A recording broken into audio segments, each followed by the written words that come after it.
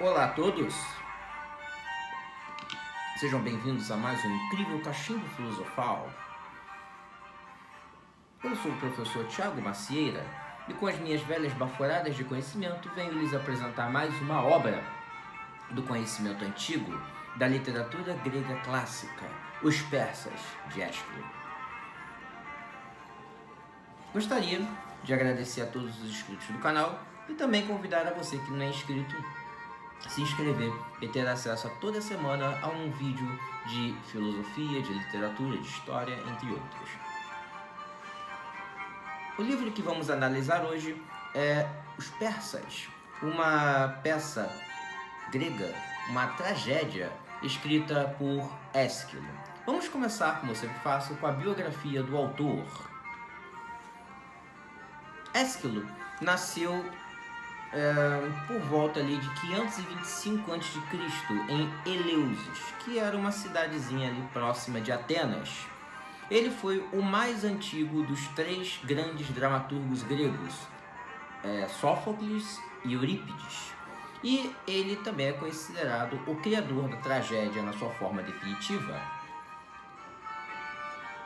Ésquilo também, além de poeta, dramaturgo, escritor, ele foi soldado e lutou em pelo menos duas batalhas das Guerras Médicas.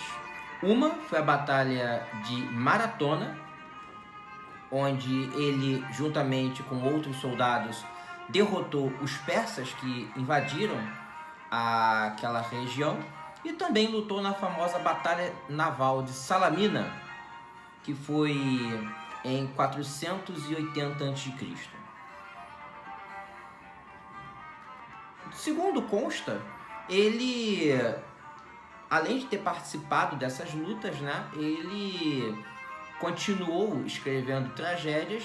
Acredita-se que cerca de 90 peças foram escritas e encenadas por ele, mas infelizmente apenas 7 sobreviveram ao tempo e elas, em sua completude, chegaram até nós. As Suplicantes e Os Persas, que foram duas de suas tragédias, são as peças mais antigas até hoje preservadas, ok? E é dessa peça, Os Persas, que vamos falar hoje. Vamos à obra. A obra é a única tragédia grega que sobreviveu, cujo conhecimento nós temos, que se passou em um acontecimento histórico. Isso mesmo. A guerra entre os gregos e os persas, as guerras médicas. Então, essa foi a única peça ali que sobreviveu até nós, que de fato remonta a um fato histórico. E as guerras médicas, para quem não sabe, foi um conflito que se iniciou em 490 a.C., quando o Império Aquemênida, também conhecido como Império Persa, atacou as cidades gregas e causou um rastro de destruição.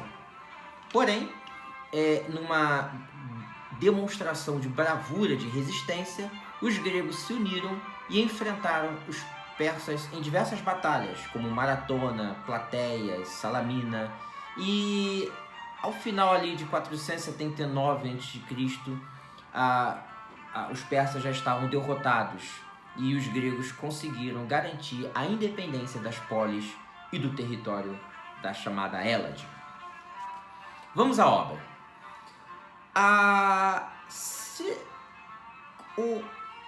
O mais interessante acerca dos persas é que o autor participou das guerras médicas.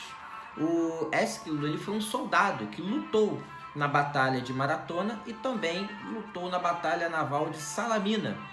Então a gente tem um autor que foi também testemunha ocular dos acontecimentos da qual os persas têm como núcleo, têm como um tema, não?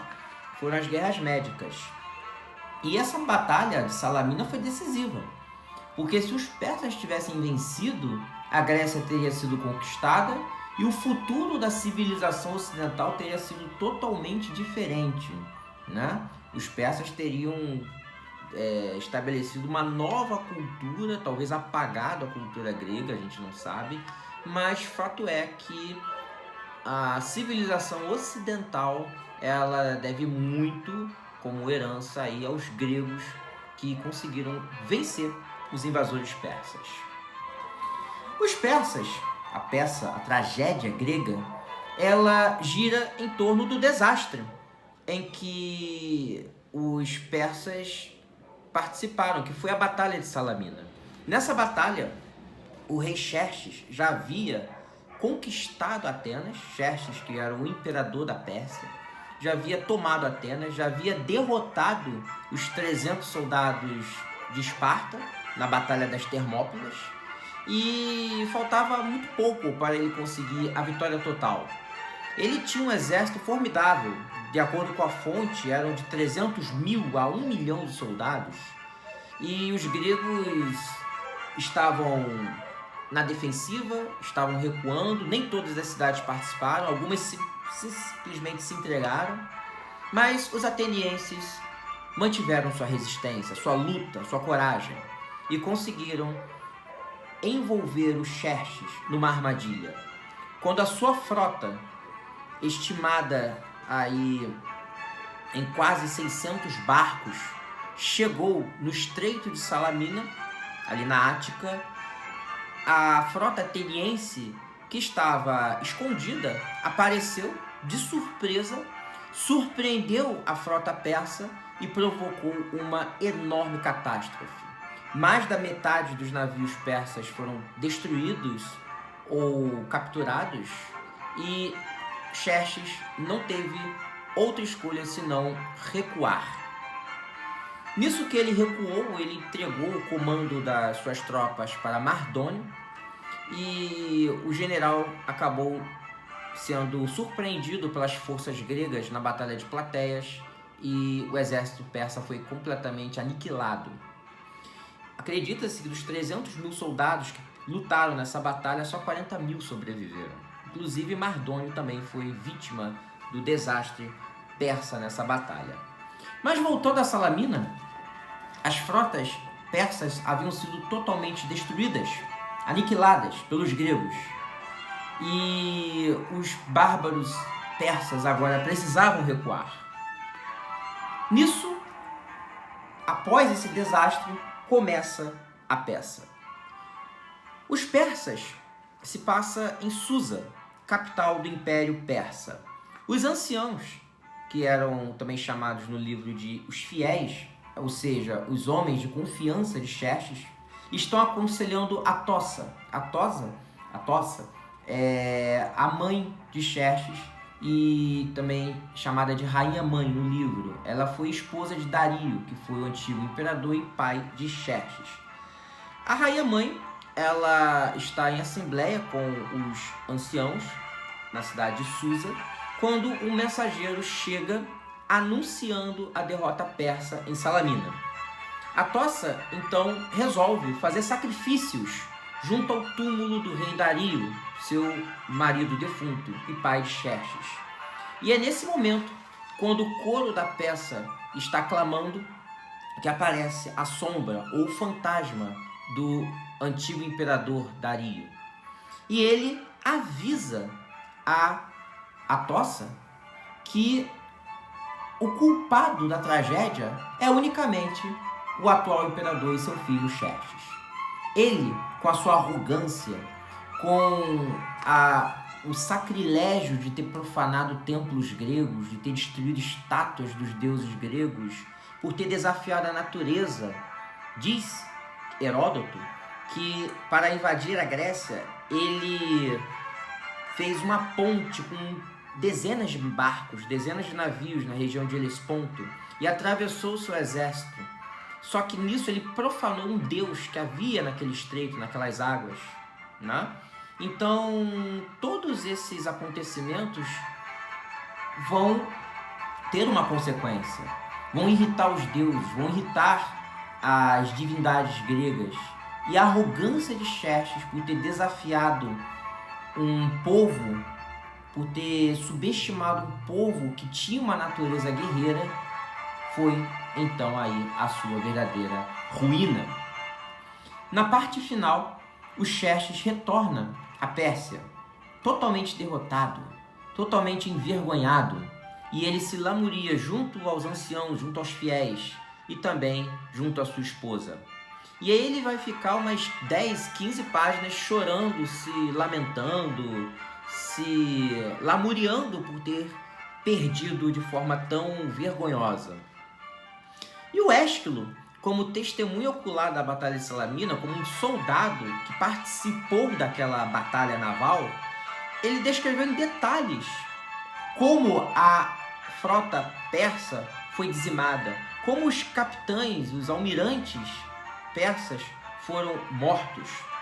E apesar disso parecer um tanto cansativo para o leitor contemporâneo, o leitor atual, naquela época isso era motivo, né, de júbilo entre os gregos. Os gregos adoravam esses detalhes, esses nomes dos almirantes mortos que apareciam aí na peça, né, na peça teatral. Os persas, essa incrível peça, uma das mais antigas, ela nos coloca como duas conclusões aí inevitáveis. A primeira conclusão é que há uma comparação aí entre o Dário e Xerxes. Dário, um rei bom, amado pela população, que com justiça governou todo aquele imenso império asiático. E o outro, Xerxes, seu filho, um rei mau, estúpido, que arrogantemente invade a Grécia Antiga sem saber com quem estava lidando. E na sua arrogância, ele profana templos, profana estátuas de deuses e acaba sendo eminentemente massacrado. O destino sempre volta contra aquele que o desafia. É uma consequência inevitável. Para Ésquilo, todos os homens, todas as mulheres estão nas mãos do destino. E por mais que eles possam fazer qualquer coisa meritória, o destino sempre vai voltar para ele. Se ele toma atitudes ruins, atitudes más, isso vai gerar consequências. E no futuro essas consequências virão atormentá-lo. Os persas é uma tragédia excepcional, porque ela se baseia em um fato histórico. Ela se passa na corte persa, então os personagens são todos estrangeiros, mas tudo é escrito por um grego, né? Que imagina como, de fato, os persas se lamentaram, né, com aquela derrota na Batalha de Salamina. É como se ele estivesse se imaginando, né, uma espécie aí de um jogo entre, sei lá, Flamengo e Vasco. Aí o Flamengo ganha, aí ele fica imaginando como os vascaínos estão, né, se lamentando, ou vice-versa. O autor vascaíno pensa como os flamenguistas estariam, né, se lamentando após uma derrota. Mas enfim, de fato, o grande problema, não é bem um problema, mas é um ponto a se comentar, é que como essa história se passou dentro de um fato histórico, essa narrativa ela aconteceu em torno de um acontecimento histórico, e isso meio que amarrou, isso meio que atou a imaginação do autor, pois ele teve que se prender àqueles acontecimentos que de fato aconteceram, de fato ocorreram ali em 479 a.C., né? A Batalha de Salamina aconteceu ali por volta de 480 a.C., né? 480 a.C. E então ele fica meio que preso a essa narrativa histórica. Ele não pode se desviar muito, ele não pode abrir margens para criações de sua imaginação. Isso, é claro, vai ficar para as peças seguintes. E nas peças seguintes, aí sim, ele vai demonstrar a que veio, como por exemplo na famosa tragédia Orestia, onde ele cria uma história totalmente original e ele mostra ali todo o seu potencial como poeta e como dramaturgo. isso também vai ser feito por outros dramaturgos como Sófocles e Eurípides. Bom, 15 minutos de vídeo, espero que tenham gostado aí da minha narrativa, espero que tenham apreciado a minha análise sobre essa obra. O livro que eu tenho aqui, Os Persas, ele vem em conjunto com outras peças gregas, Electra de Sófocles e Écuba de Eurípides, mas vocês podem comprar sem problema nenhum. A tradução desse livro aqui da editora Zaha é excelente.